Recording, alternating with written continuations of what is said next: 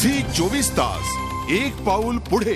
मराठवाडा विदर्भानंतर आजपासून राज ठाकरेंचा झंझावाती दौरा उत्तर महाराष्ट्रात सुरू होतोय। आज राज ठाकरे नाशिकमध्ये येत आहेत। 4 दिवस खानदेशचा दौराही ते करणार आहेत। या दौऱ्यादरम्यान ते कार्यकर्ते आणि पदाधिकाऱ्यांशी चर्चा करतील। नाशिकमध्ये असलेले पक्षाचं वर्चस्व धुळे, जळगाव आणि नंदुरबार परिसरात वाढवण्याचा प्रयत्न राज ठाकरेंचा असणार आहे। आज दुपारपर्यंत राज ठाकरे नाशिकमध्ये दाखल होतील। आपण याबाबत अधिक माहिती घेऊया आमचे प्रतिनिधी योगेश खरे यांच्याकडून। योगेश, आज दुपारपर्यंत राज ठाकरे नाशिकमध्ये दाखल होणार आहेत।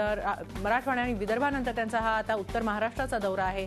काय खास वैशिष्ट्य असतील या दौऱ्यामध्ये, नेमकं काय साध्य करण्याचा प्रयत्न असेल त्यांचा?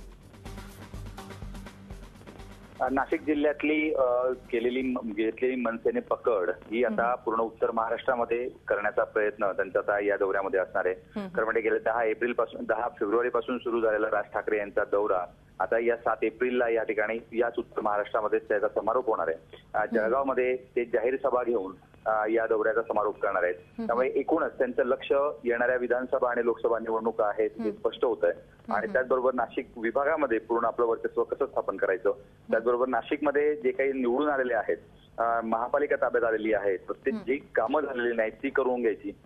2 दिवस ते नाशिकमध्ये थांबतायत आणि त्यानंतर नंदुरबार, धुळे आणि जळगाव असा दौरा ते त्या ठिकाणी करणार आहेत।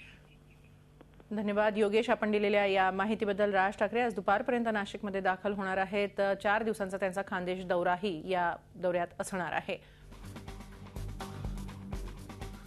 झी 24 तास एक पाऊल पुढे।